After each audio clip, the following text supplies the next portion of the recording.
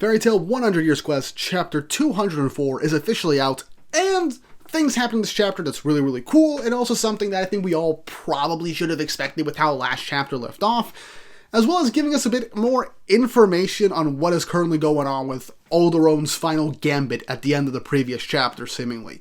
So, we gotta have a decent amount to talk about as things ramp up, and makes me fully convinced that, Natsu ain't winning this fight, at least right now. We're definitely getting another round of Natsu's current fight.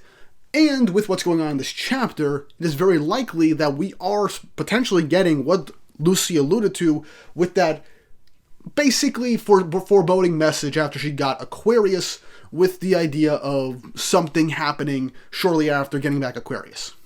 But we'll get into that when we get into that. But first, if you haven't already, like, subscribe, hit the notification bell, and hype up the video to help boost in the algorithm. It really helps and shows you guys enjoy the content and make you on the channel and shows you want to see more. And if you're a fan of comic books, go and check out my second channel, GW Comics, where I talk about comic books.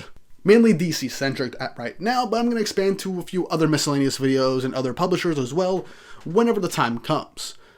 That we just broke 1,000 subscribers on that channel, so it is a first big milestone already gone and over, and I really appreciate you guys go and help out and check out the channel whenever you get the chance. Link to it will be in the title card above and the description down below. It's a passion project, and I would really appreciate if you guys go check it out whenever you have the chance. But with that said and done, let's jump right into this chapter. Chapter 204 of 100 Years Quest, titled The Head of the Dragons, with the cover image being of Wendy and Carla, surrounded by a swarm of doves. Honestly, nice picture. I don't got much else to say about this one. But we'll begin the chapter directly from last time, as Alderone is pouring all his magical energy into his destroyed body, which is connected to the roots underneath all of Giltina, as an eruption of light comes from the center, with Alderone saying with his final breath, "Meet your destruction, all life in the world," as the power that he erupts goes out into the sky as it shines over all of Giltina, which Natsu is feeling in this instance, as he looks over and wondering what's going on with Ignia and Faris, as Ignia is still being encapsulated in black magic, with Faris trying to take over his body, as he feels this weird magic power is coming directly from the earth.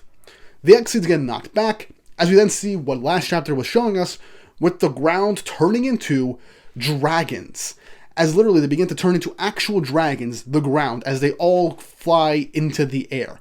As we cut back and see it from other points of view, from the Ration Stace and Team B, as it's happening all across the continent of Giltina, as everybody is beginning to get separated by these dragons forming from the earth, wondering what the hell is going on. As Mira says that it's like the ground itself has become alive. As Loxus and Urza also get separated as well, but Mother Glare just looks at what's going on and says that this seems rather interesting.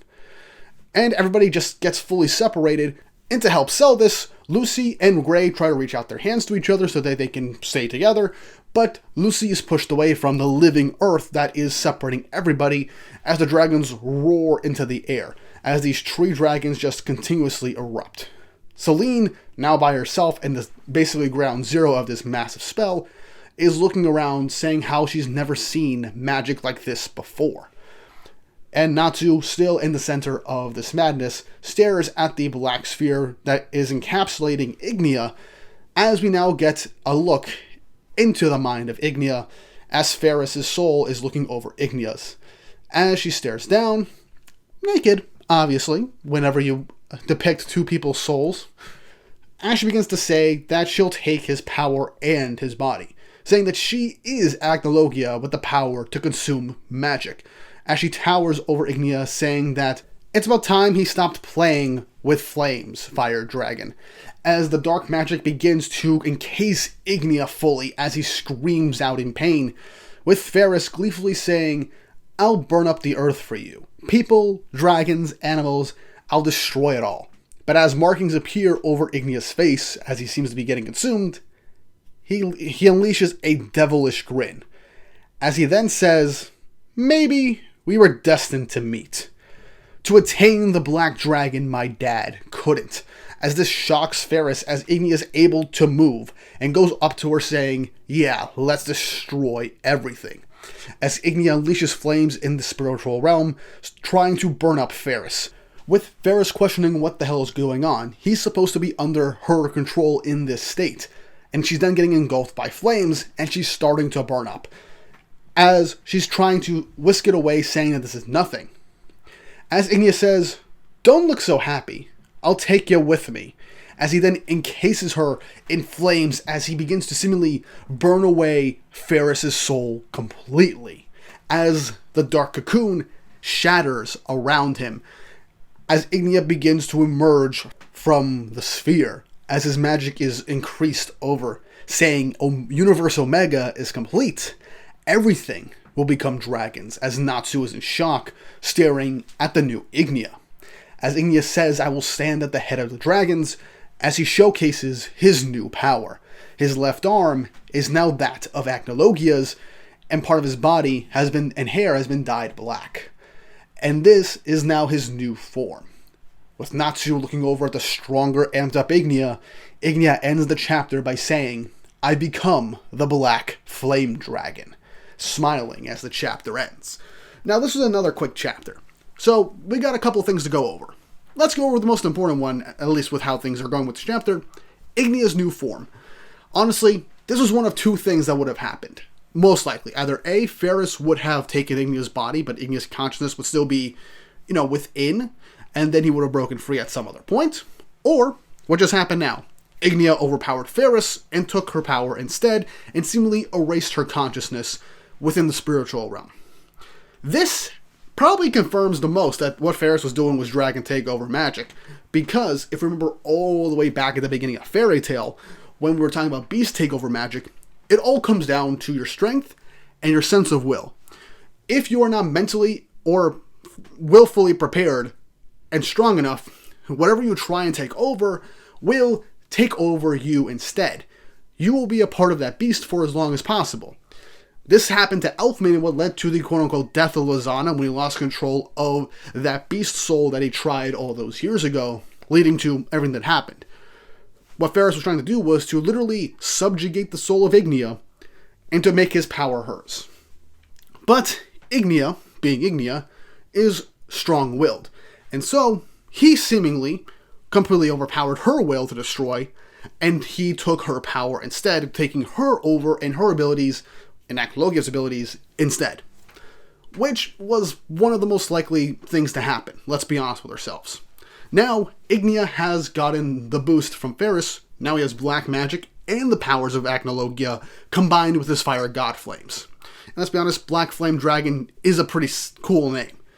But I'm curious to see what this means for his powers. Will he now be capable of absorbing magic as well?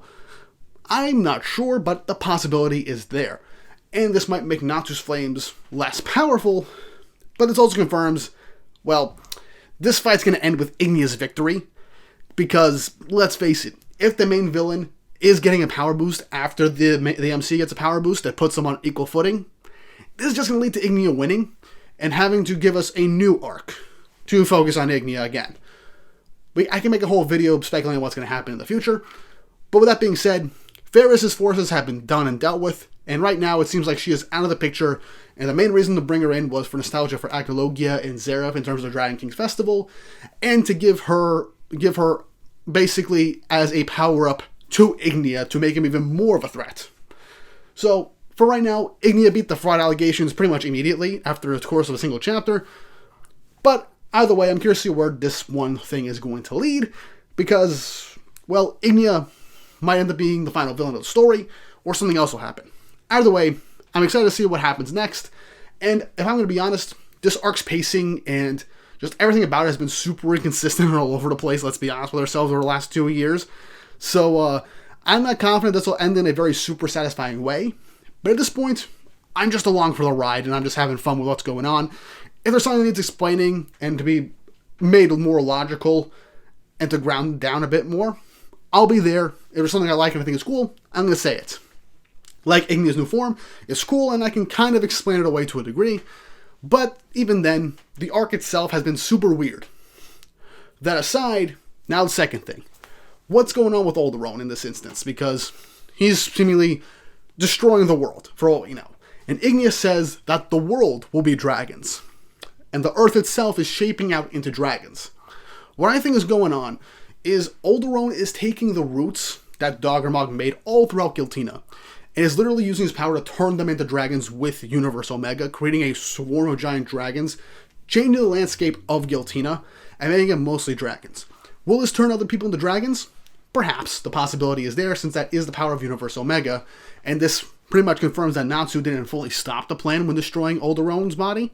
He just stopped it for a second, put pause on it, and Alderone's Hail Mary, giving up his already ending life to just unleash all that dragon-changing power, was what's going to happen now.